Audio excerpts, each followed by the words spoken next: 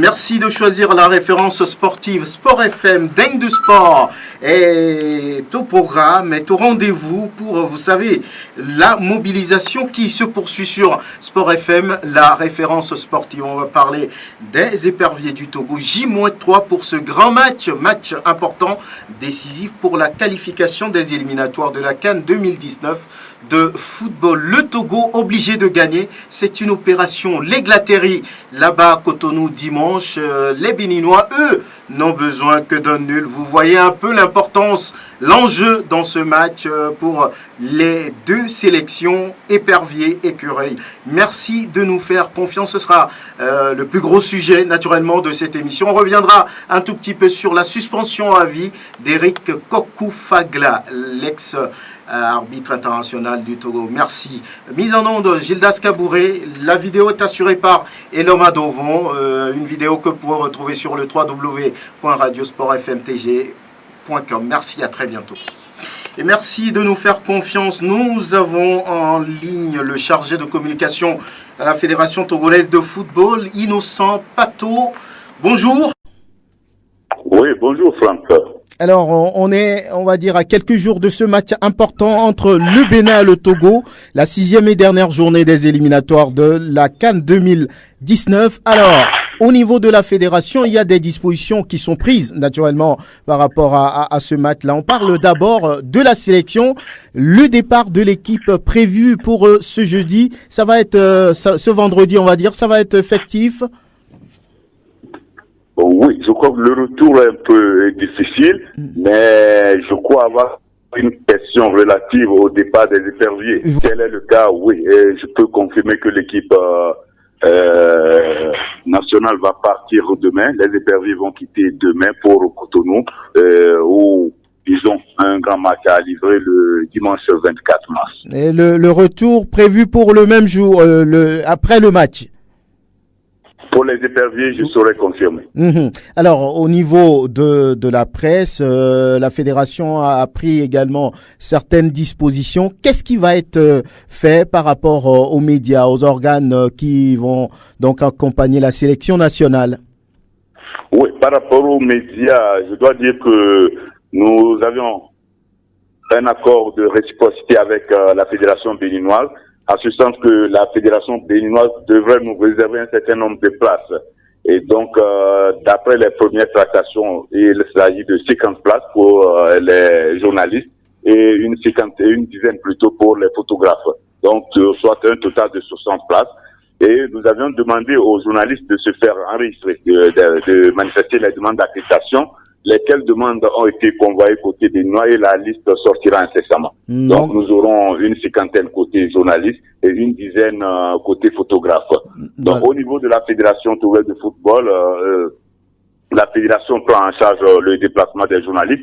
Donc il y aura un bus à la disposition des journalistes qui doit quitter la fédération ce dimanche le dimanche 24 mars à 6 heures du matin. Voilà, pour ce qui concerne... Et pour les journalistes, je dois confirmer que le retour est prévu juste après le match. Juste après le match, voilà. Donc, pour les accréditations, il n'y a pas d'inquiétude. Arrivé sur les lieux, la presse aura les accréditations nécessaires, sans problème. Absolument, affirmatif. De toute façon, les noms ont été envoyés et la liste des demandes envoyées de la cinquantaine va sortir incessamment et une fois sur les lieux, nous serons en possession des badges. Alors, pour l'autre voyage que la fédération organise pour le public sportif et ceux qui ont envie d'aller soutenir les éperviers, qu'est-ce qu'on peut dire aujourd'hui? Quel est le point qu'on peut faire? Bon, disons que côté supporters, nous avons le groupe des supporters. Il y a 3 groupes de supporters qui sont tout le temps avec les éperviers.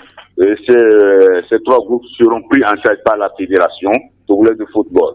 Donc, parallèlement à ces 3 groupes de supporters organisés, il y a eu une liste qui est ouverte au niveau de la fédération pour ceux qui ont envie d'aller apporter de main forte à l'équipe nationale.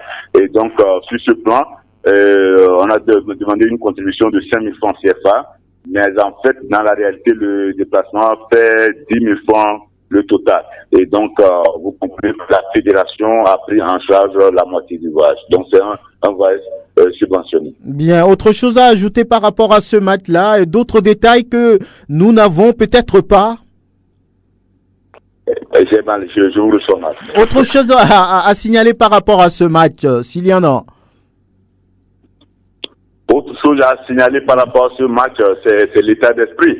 Vous avez suivi un peu les entraînements des éperviers.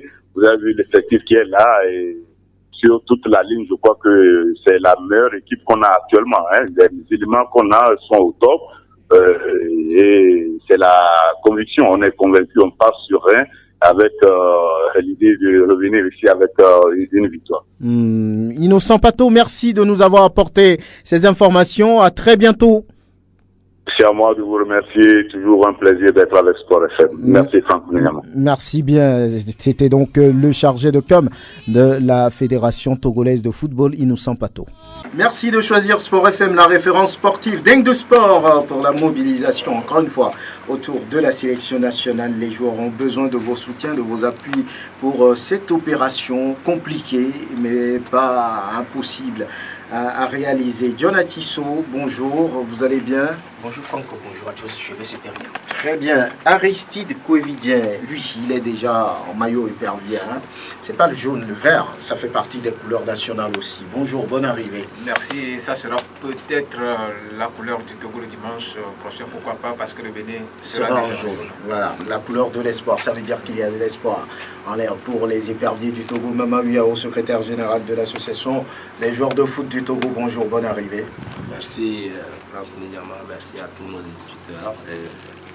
Je souhaite bonne chance à nos ambassadeurs. Forcément. Alors, il y a un message qui vient du ministère des Sports. Le patron, là, vous le connaissez, c'est Folibazi Katari. Il a bien voulu, à quelques jours de ce match important, décisif, adresser un message. Il a visité les éperviers aussi et au sortir de cette visite, il a parlé. Nous avons été très encouragés par la présence de tous ceux qui ont été convoqués sont là. Nous avons eu l'occasion de leur exprimer vraiment toute notre reconnaissance pour avoir répondu spontanément et pour avoir eu le souci de venir défendre les couleurs de leur pays. Ensuite, nous leur avons apporté tout le soutien du chef de l'État. Tout le gouvernement est derrière eux jusqu'au dernier coup de sifflet. Nous serons autour d'eux le dimanche, même dans le stade de Cotonou, et nous reviendrons certainement avec la victoire. Le Togo l'a déjà prouvé à certains moments. Vous avez sûrement un message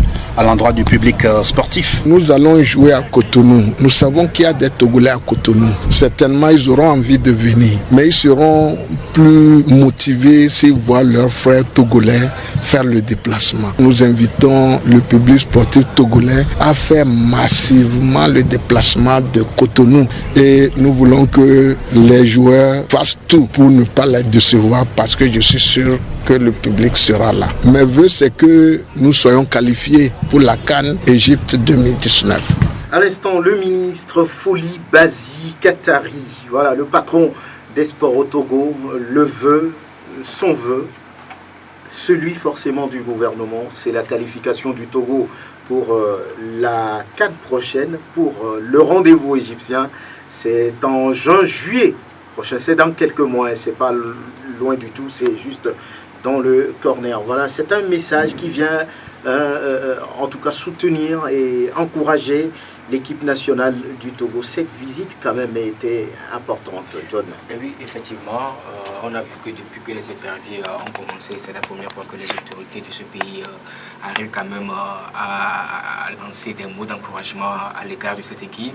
Aujourd'hui, on sait que le Togo est dans une situation critique. Il faut véritablement avoir le soutien de tout le monde, que ce soit les autorités sportives, que ce soit le public, les journalistes et tout le monde. Il va falloir qu'on soit derrière cette équipe pour véritablement venir à bout de cette équipe des écureuils le dimanche prochain. Donc aujourd'hui, on a vu quand même cette mobilisation de la part quand même du ministre et des membres du comité exécutif de la FTF. Je peux dire que les joueurs vont se sentir quand même à l'aise, vont se sentir quand même galvanisés par les mots du ministre en charge des sports, Folibazi Katari. Il a dit tout simplement que son feu le plus ardent, c'est de voir les éperviers à la prochaine Coupe d'Afrique des Nations sera quand même le mot d'ordre dans le camp des éperviers. Et véritablement, l'opération L'Aigle atterri sera véritablement lancée au stade de Mathieu Kérékou. Oui, Aristide Kouévidien, un message du patron des sports. Qu'est-ce que ça peut apporter? Un message de soutien, d'encouragement à l'égard de l'équipe nationale d'abord, puis à l'endroit du public sportif. Ça peut booster les choses, ça peut faire bouger les lignes. Oui, je crois que c'est dans l'ordre normal des choses. Ça a été toujours le cas dans certains pays qui nous entourent. À l'orée donc de certaines rencontres assez importantes comme celle que le Togo va devoir disputer le dimanche prochain au stade général Mathieu Kérékou. Et donc je pense quand même que c'est une très bonne chose. C'est vrai que, vous savez, de par le passé, on n'a pas, disons, connu cette proximité donc, du patron des sports vis-à-vis donc, de l'équipe nationale. C'est vrai que le gouvernement n'a jamais démérité sur le fait que à chaque fois que les éperviers préparent des compétitions, le gouvernement s'implique d'une certaine manière, mais voir cette proximité, le ministre même se déplacer, aller encourager les joueurs à l'entraînement, je crois que ça fait partie des éléments qui puissent aider évidemment cette équipe. Parce que vous savez, comme je le dis, un match de football se gagne à plusieurs niveaux. Ça ne se gagne pas seulement sur le terrain.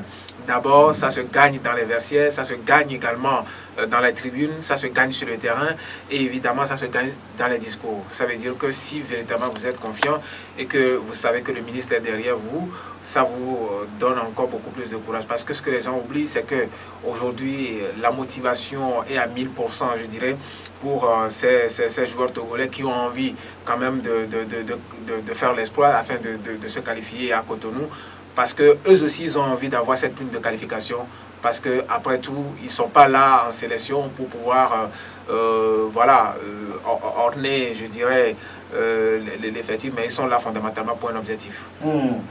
Mama Wiao, oui, il reste quelques jours pour ce match-là entre le Bénin et le Togo, là-bas au stade Mathieu Kérékou à Cotonou, naturellement. Alors, le gouvernement est en train de montrer la voie. Premier supporter de l'équipe nationale. Oui, ils ont dévoilé leur ambition, leur souhait.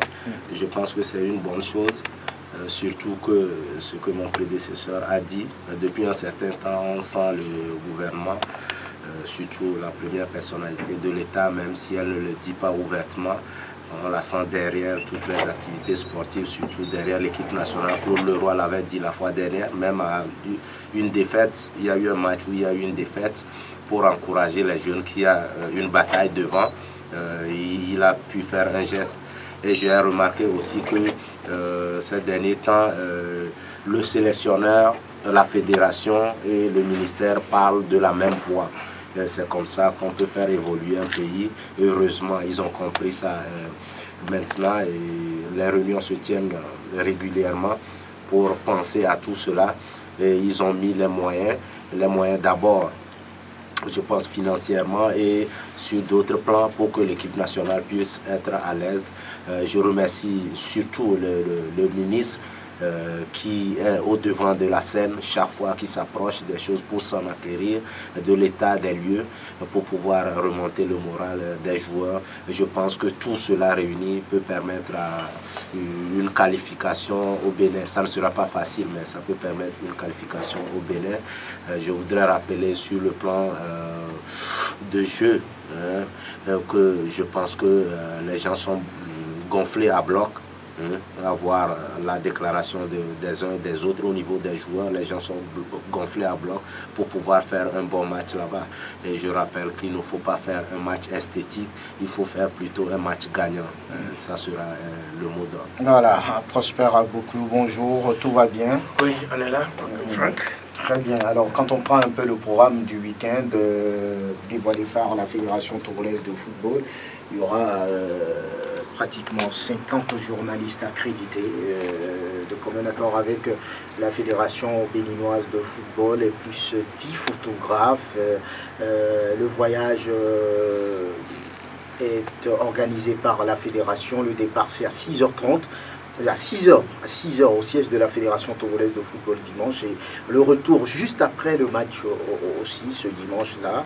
En dehors de ça, il y a un voyage qui est organisé pour les groupes de supporters, les trois officiellement connus. Le groupe Mama Togo d'abord, ensuite Respect, et puis derrière Ancepto, ce sont les trois groupes de supporters qu'on connaît, et d'autres qui ont envie d'aller supporter les éperviers du Togo et qui également seront de la partie. Voilà le programme finalement dévoilé. Tout est clair à ce niveau par la Fédération togolaise de football. Oui, on peut s'en féliciter pour la première fois que cette fédération ait pris sur elle de pouvoir se faire accompagner. Parce qu'il faut quand même le dire, c'est la première fois que le bureau du colonel Akbovi arrive à se rappeler de la presse. Et ça, je crois que toute chose a son commencement. On ne peut qu'en féliciter. Et je crois que nos appels aussi ont été entendus. Je pense que la fédération ne peut pas agir sans le consentement du ministère des Sports, de la Communication, sans la présidence de la République. Je crois que si le chef de l'État est impliqué dans l'organisation de cette rencontre, certainement sûr que tout a été, ça va fignoler, et comme Moudjibou, c'est Mama Wiyao, excusez-moi, Mama Wiyao l'a dit tout à l'heure, des réunions se tiennent régulièrement, et que ces réunions-là, je crois quand même, ont regenté des faveurs et des droits auxquels nous y attendons depuis. Le Togo a besoin du soutien. On a été en Afrique du Sud, on a remarqué la présence de 101 journalistes algériens. On a comme on appelle, remarqué plus d'une cinquantaine de journalistes ivoiriens.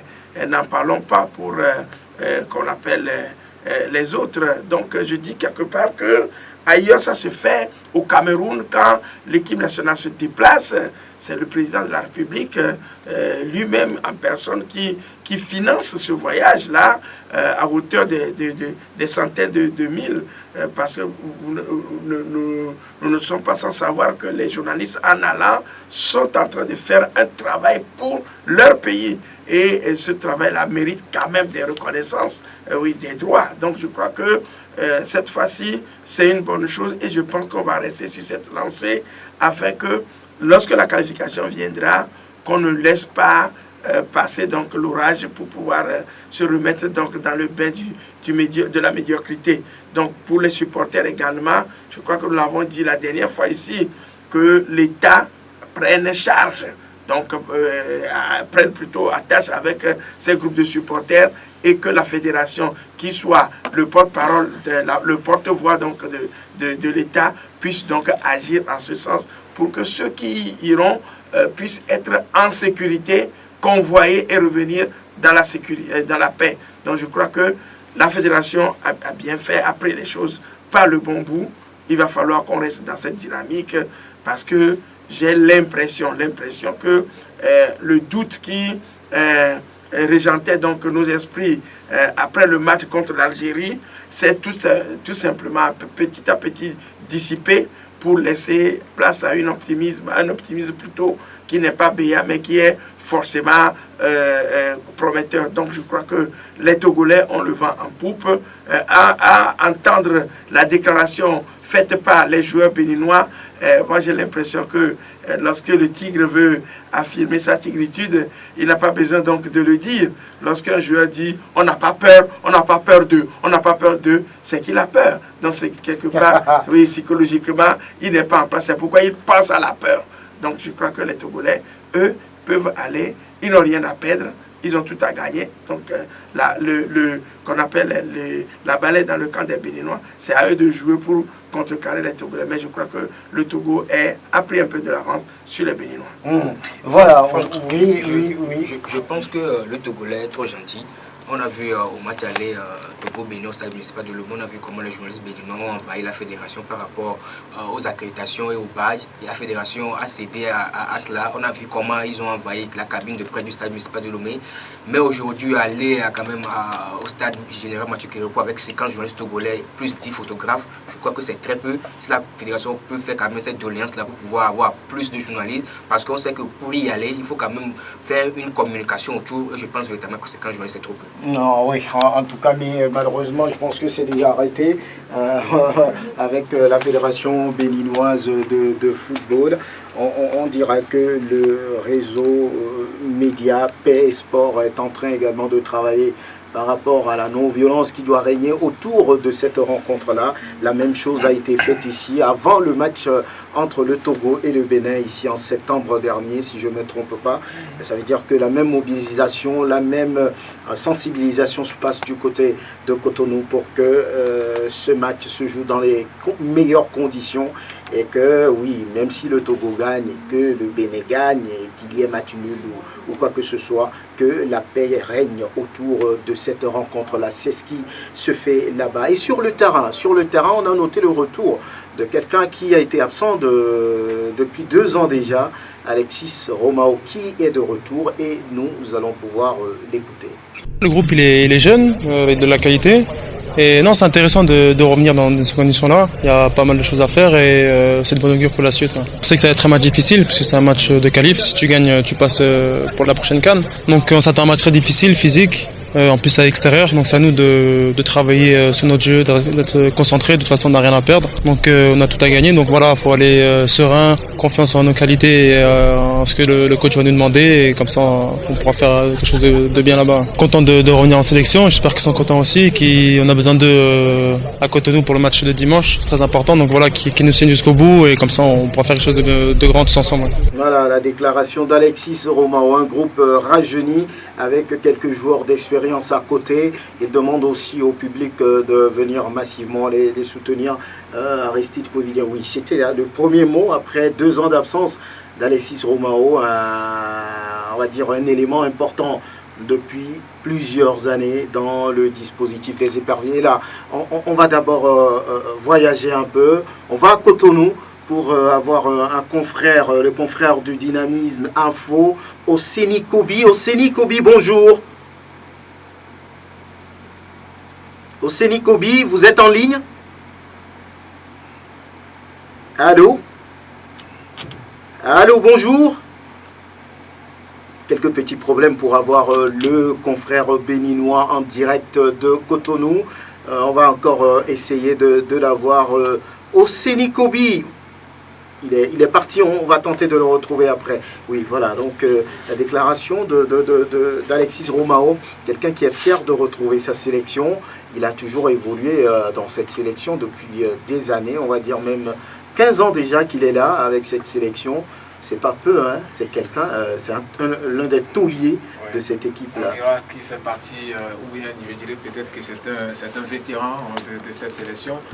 Je dirais tout simplement que même de loin, il avait son cœur avec la sélection, il s'informe à chaque fois donc, de l'actualité de cette sélection nationale. Je crois, et je l'avais déjà dit, que son retour pour cette rencontre est une très bonne nouvelle. On l'annonçait même depuis, disons, 3 mois. Ces choses faites, je crois qu'aujourd'hui on doit rendre hommage évidemment à tous ceux-là qui ont œuvré dans l'ombre pour pouvoir le faire venir. Je sais que oui, les tractations ont commencé au moment où... On va tenter encore une fois d'avoir le confrère Oseni Kobi. Bonjour. Oseni, bonjour. Difficile de l'avoir, un petit problème avec le confrère du Dynamisme Info depuis Cotonou pour nous parler un peu de l'ambiance là-bas. Oseni Kobi, bonjour.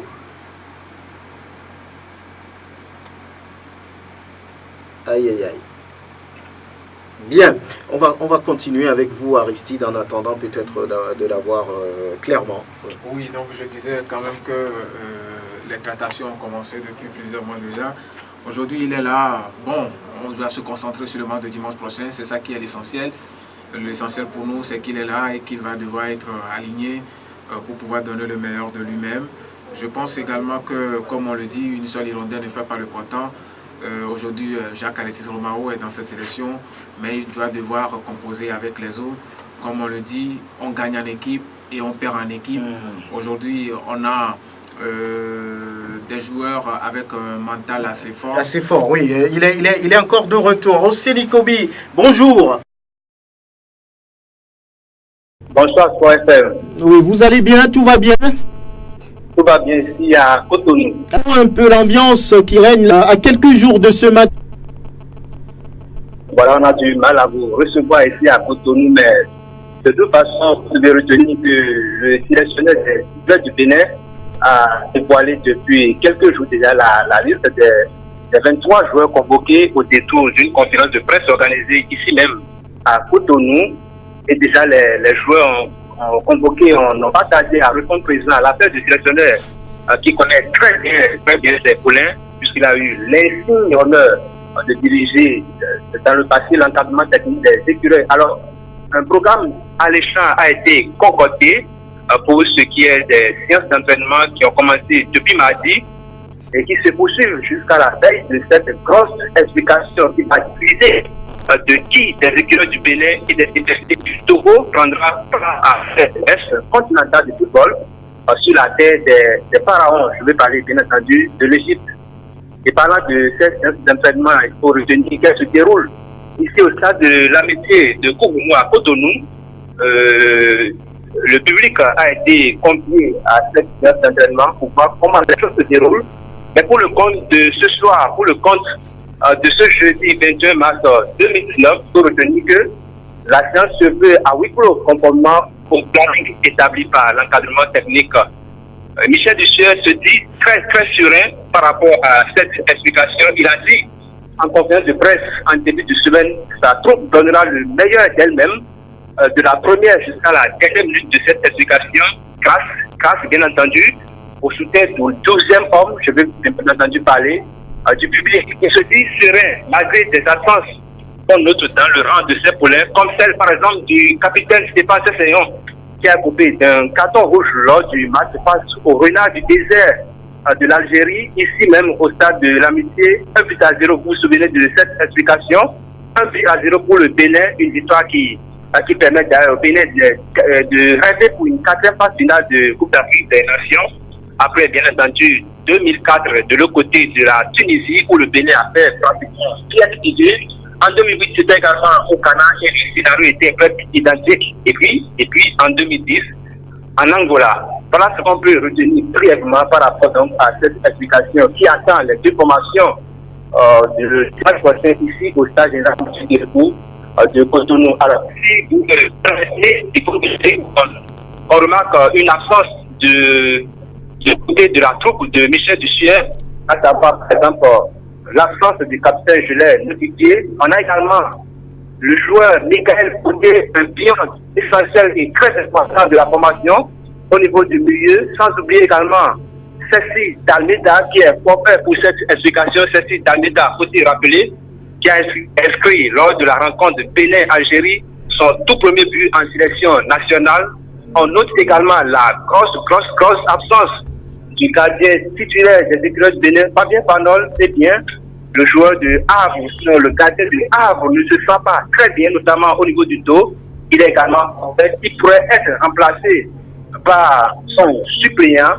Son suppléant va donc garder les buts le dimanche prochain ici au stade général Mathieu Kérékou à Cotonou. Donc, voilà ce qu'on peut retenir, l'essentiel par rapport à cette explication qui va opposer les écureuils du Bénin aux CPD du Togo le dimanche prochain, ici au stade général Mathieu Kérékou à Cotonou. Oui, Oseni, vous m'entendez? Oui, je vous reçois. Oui. Au niveau du public, qu'est-ce qu'on peut noter? On doit également monter. Qu'est-ce qu'ils disent? Qu'est-ce qu'ils se disent entre eux? Voilà, qu'est-ce qu'on peut dire par rapport à ce public béninois?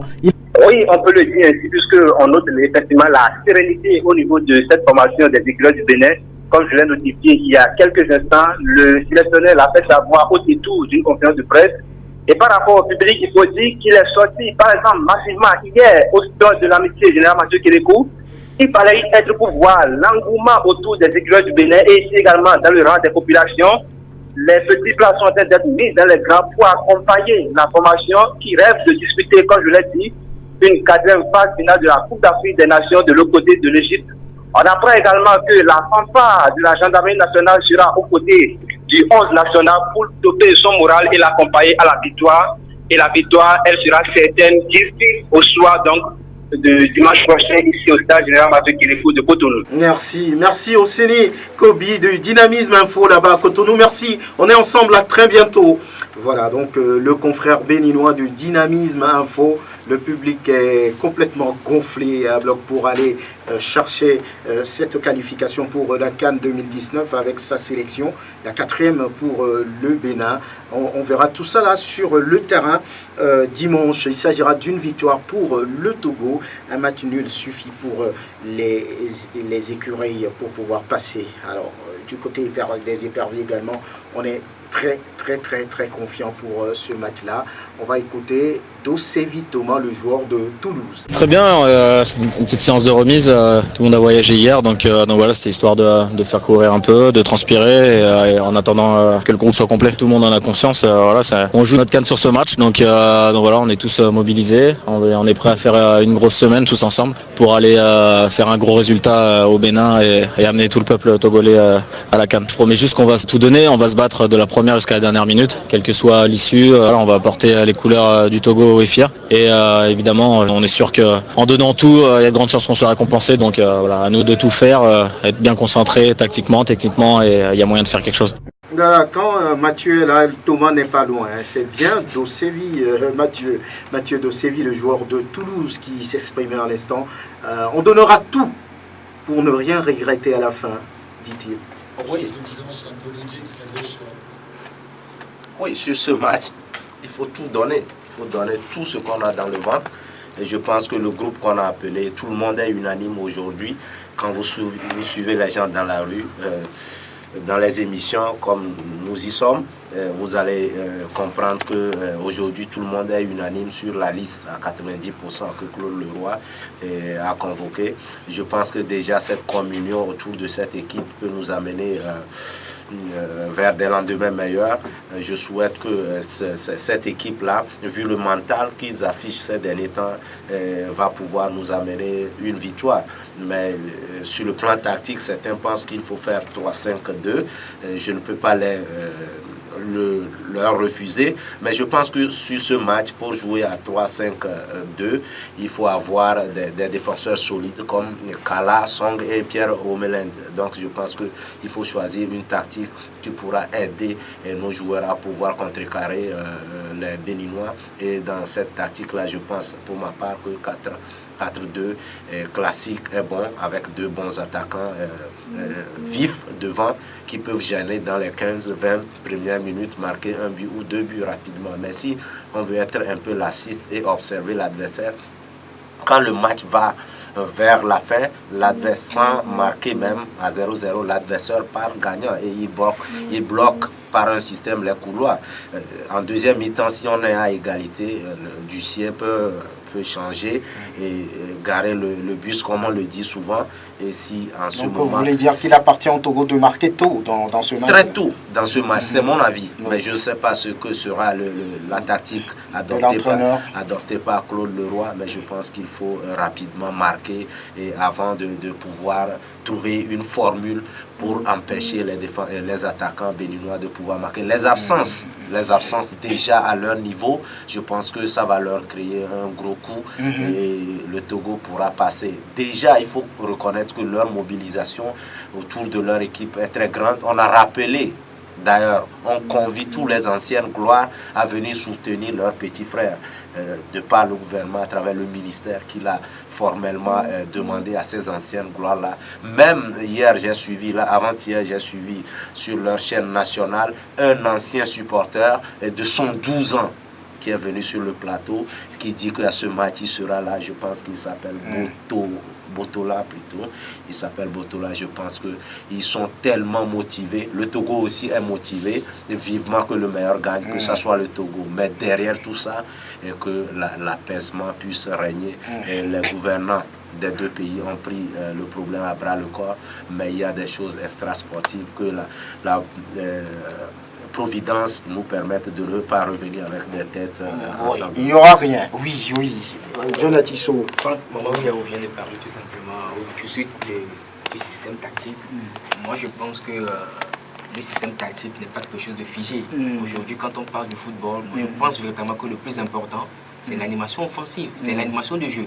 Qu'est-ce que véritablement qu'on le roi va mettre en place pour venir quand même pour détrôner ou battre les écureuils au Bénin. Aujourd'hui, le roi se doit d'être créatif, d'être inventif, parce qu'on sait que oui, le roi peut venir avec un 3-5-2, peut venir avec un 4-4-2, mais à l'allure où le match va, il peut changer quand même le système tactique et changer d'animation de jeu et d'animation offensive. Donc je pense que l'accent a été mis sur ça lors de la 3e séance d'entraînement hier, sur quand même la façon dont les attaquants vont se retrouver entre eux, vont se retrouver dans les intervalles, parce qu'on a vu qu'il y a eu une opposition de 30 minutes, surtout avec les attaquants. Donc on a vu qu'il y a beaucoup de travail qui a été fait côté attaquant, parce que véritablement on doit marquer des buts. Moi, mais je l'ai dit la dernière fois, il ne faut pas qu'on se jette dans la bataille. Oui, on a besoin véritablement de gagner, on a besoin véritablement de jouer sur la prudence. Mais non pas sur la prudence, mais je l'ai dit tantôt, le football se joue sur 90 minutes, voire 95 minutes. Oui, mais plus le temps passe, le 12 va s'installer peut-être. Et ça va donner confiance aux Béninois. On a des joueurs, on a des joueurs qui jouent à Fulham, qui jouent à Toulouse, qui jouent à Estambaza, qui ont quand même la ça veut rien dire à un certain niveau, oui, certes, mais ils se doivent d'être concentrés du début jusqu'à la fin. Ces joueurs sont là depuis le début de ces éliminatoires. Combien de buts l'équipe togolaise a fait?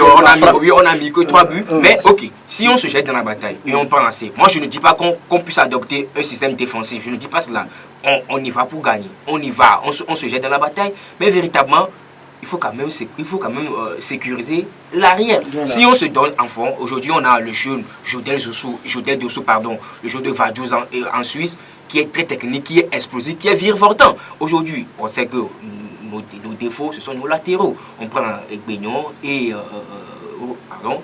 Koulou Magribé, qui ne sont pas quand même des valeurs sûres en sélection. Si on se jette dans la bataille et on prend des buts, je crois qu'en terre béninoise, ça va être hyper difficile pour nous. Donc véritablement, qu'on prenne du temps, qu'on assoie véritablement notre football, et si le but vient, on va en marquer. Parce que véritablement, on a un attaquant qui est en pleine forme et qui peut quand même marquer des buts. Je voudrais rappeler une chose. Rapidement. Oui. En 3-5-2, il faut avoir des défenseurs solides qui peuvent être dans le combat, chacun dans son compartiment. Alors, 4-4-2 est mieux. En 3-5-2, j'ai donné un exemple. Il faut avoir des joueurs solides comme Kala, Song et Pierre Oumelen. Pour pouvoir faire ce système tactique. En tout cas, Claude Leroy est là pour... Je rappelle aussi que Kouloum en équipe nationale n'a jamais démérité en tant que tel. Vous pouvez remarquer, c'est un peu de laxisme au niveau de son club, mais en équipe nationale, il a cette manière-là de pouvoir tenir ce qu'on lui demande. Bien, oui. Prosper, oui, rapidement, on va aller. Vous savez, quand à ce qui concerne la tactique, il y a aussi la psychologie du match qui compte. Dans quelle posture? Moi, j'ai milité quand même pour le fait que les Togolais n'entrent pas trop vivement dans cette rencontre. Bon, Yao pense qu'il faut aller très vite. Cela dit, moi, le problème pour moi, c'est que souvent, c'est en deuxième mi-temps que nous avons des pépins. On n'arrive pas trop à tenir. Donc, gérer l'énergie sur le match serait aussi efficient. Bon, maintenant, il revient à Claude Leroy de voir dans quelle posture il voudrait s'exprimer. Et on tient aussi compte de la lecture du jeu de l'adversaire. Comment les Béninois vont jouer. Je vous ai dit tout à l'heure que lorsque les défenseurs disent qu'ils n'ont pas peur, c'est qu'ils sont tressaillis par la peur. Donc, je crois que les Togolais doivent écouter ces discours-là et en fonction de cela travailler par rapport à la psychologie de ce match. Vous savez, les Béninois savent que pour eux, ils ont plus de pression que nous. Ils ont plus de pression parce qu'ils jouent à domicile. Ils n'ont pas droit à l'erreur. Parce que perdre la qualification chez soi, c'est encore très difficile. Donc là, ils ont plus la peur. À l'extérieur, on est plus dégagé. Donc je crois que la tactique, pour moi, ça proviendra de l'entraîneur, de l'esprit. Oui, Aristide, vous, Thomas l'a dit, pourquoi Thomas, qu'est-ce que j'ai Thomas Mathieu l'a dit, il faut tout donner sur ce match, il n'y a pas de réserve à faire, pour ne rien regretter à la fin, il faut y aller. En une minute, que pouvez-vous dire? Oui, ils donneront en tout cas l'essentiel, hein, je suis convaincu de cela. Je crois que ça va être une rencontre assez compliquée. Alors, compliquée, et donc il y aura 2 moments forts dans cette rencontre, les 15 premières minutes et les 15 dernières minutes de cette rencontre, parce que j'estime que les 2 équipes ont déjà joué. Et donc, au niveau des entraîneurs, des sélectionneurs, je voudrais dire, ils sont en train de travailler sur des images. Parce que j'ai vu qu'au niveau du Bénin, ils ont à plusieurs reprises travaillé sur les images du Togo-Algérie de la dernière fois. Sauf que la configuration togolaise ne sera pas la même. Vous savez, il y a également des paramètres qui font gagner des matchs. C'est vrai que je le dis souvent, que dans une rencontre, ce n'est pas forcément le meilleur qui gagne, mais celui qui surprend son adversaire par sa façon de jouer. Le Togo, face à l'Algérie, a joué avec une équipe totalement diminuée. On a été battu et donc on est devenu la risée de tout le monde. On pense que le Togo est l'équipe la plus faible du continent, alors que ce n'est pas vraiment le cas. Le Togo a des potentialités, le Togo a des joueurs capables quand même de faire la différence. Le dimanche prochain, et précisément donc, au stade de l'amitié général Mathieu Kérékou, je crois que le public sportif en saura davantage du fait que nous avons également des attaquants qui sont aujourd'hui en forme.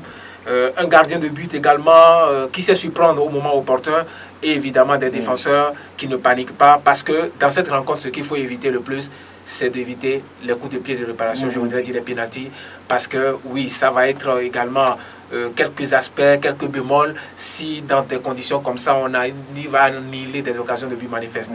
Donc, voilà. Je pense également que ça va se jouer à ce niveau. Sinon, l'essentiel, c'est de prier, parce qu'au moment où on veut gagner, il ne faut pas oublier que l'adversaire aussi veut gagner. Ça, c'est clair. Oui, on aura parlé des éperviers du Togo. Et merci de nous faire confiance, Dingue de Sport. Que dites-vous par rapport à cette suspension à vie de Eric Kokou, Fagla, Aristide, 30 secondes? Oui, en 30 secondes, je dirais simplement que, bon, notre compatriote est rattrapé par son passé. Aujourd'hui, c'est Fagla. Je dirais que hier, c'était Bebou. Avant-hier, c'était Lawson. Il faudrait quand même que ça serve de leçon aux uns aux autres pour ne pas quand même croire que ça n'arrive qu'aux autres. Il faut savoir que ce qui est arrivé aujourd'hui à Fagla peut arriver à tous les arbitres. Donc, dans n'importe quelle condition, il faut être prudent pour quand même donner une très belle image de notre fédération, donner une très belle image de notre football sur le continent africain, pourquoi pas dans le monde entier. Voilà, oui. Jonathan, ça fait mal, hein, c'est une mauvaise image pour l'arbitrage togolais quand même. On les dénonce tout le temps dans le championnat, les arbitres sont faciles à corrompre. Aujourd'hui, on peut dire que ça a fait aujourd'hui que ça donne vraiment une mauvaise image à l'arbitrage togolais. Aujourd'hui, c'est désolant et c'est déplorable de voir qu'après Bebou, qui est impétré dans l'affaire de corruption au niveau du Ghana, s'ensuit maintenant Fagla Eric qui va prendre bientôt sa retraite. Il a déjà pris sa retraite. C'est déplorable, mais il a quand même envoyé des messages pour pouvoir s'expliquer véritablement. Mais je ne pense pas que ça pourra laver la faute. Oui, Mama Biao, qu'est-ce que ça vous dit, vous? Vous êtes touché, choqué? Oui, vraiment choqué. Heureusement qu'il a fait son mea culpa, il a expliqué sa part des choses. Mais vivement, comme M. Aristide l'a dit, que ça serve de leçon aux arbitres qui officient sur le plan national. Déjà, quand on vous approche par rapport à ce genre de choses, il faut dénoncer la personne pour décourager ces corrupteurs-là. Parce que si vous apprenez quelque chose à la maison, naturellement, vous ne pouvez pas vous le refuser à l'extérieur de la maison et vous serez rattrapé. Heureusement qu'aujourd'hui, la FIFA, la nouvelle équipe de la FIFA s'est lancée dans cette bataille-là pour ne pas fausser les matchs. Je pense que surtout M. Baba Touré le clame très haut, qu'il fasse des enquêtes sérieuses le jour où un de leurs, ceux qu'ils forment, tomberont sous le coup de cette manière de gérer les matchs. Lui, il est prêt à sanctionner. Vivement que ça se passe au Togo pour que les gens arrêtent cela, pour ne pas vilipender le nom du Togo à l'extérieur. Prosper. Donc, vous savez, Dieu a souvent dit que lorsqu'il perd une brebis, ça lui fait très mal. Vous savez, nous sommes des humains, on est toujours tentés. On ne sait jamais, mais vivement que, comme les autres l'ont dit, c'est triste. Triste parce que c'est un Togolais, que ça lui arrive. L'autre dira, ce n'est pas moi, mais c'est faux. Ça peut arriver à tout le monde. Maintenant, prenons exemple sur les faits, parce que les conséquences corrigent mieux que les conseils. Très bien. Il ne faut pas se dire que l'enfer, c'est pour les autres. C'est quelqu'un qui a dit ça. Qui l'a dit? Oui, question pour un champion. Très bien, 10 sur 10. Oui, Maman Ouya, on parle du joueur du mois. Hein. C'est le joueur de Ange Football Club d'Amadou Kodjovi qui enlève la timbale cette fois-ci. Oui, les résultats sont tombés, vous le savez bien. Les journalistes et correspondants de Sport FM, après compilation, ont donné dans leur majorité leur voix à Damadou Kodjovi de Ange de Noirtier, qui a cloué à la dernière minute l'autre Assouma Salami de Koroki. Koroki, même jusqu'à la 19e minute, selon les informations venant de la rédaction. Jusqu'à la 19e journée. 19e journée, ils étaient mano à mano. Il fallait la 20e journée pour les départager. Heureusement que lui, il a encore frappé dur. La 20e journée, aujourd'hui, il enlève le trophée. Ça lui, le trophée lui sera remis à la 21e journée qui est déjà programmée à Noirtier devant son public. Nous avons déjà informé le staff. Chaque jour, nous sommes en contact. Ils sont en train de faire la communication au niveau des radios locales. Je pense que l'événement aura un éclat. Le troisième, je vous rappelle, il est en équipe nationale Espoir. C'est Victor Messan de Dito. Voilà. Que tous les joueurs continuent dans ce sens pour rehausser le niveau du jeu. Voilà, on va revenir pour en parler certainement. Merci Maman Ouya, au secrétaire général de l'association des joueurs de foot du Togo, Aristide Koevidia. Merci Jonatiso. Merci Prosper Agboklou et l'homme à Dovon pour la vidéo. Merci Gildas Kabouré avec Apprenti cet après-midi Latif Yirouma. Allez, à très bientôt. On se retrouve demain pour continuer la mobilisation. À bientôt.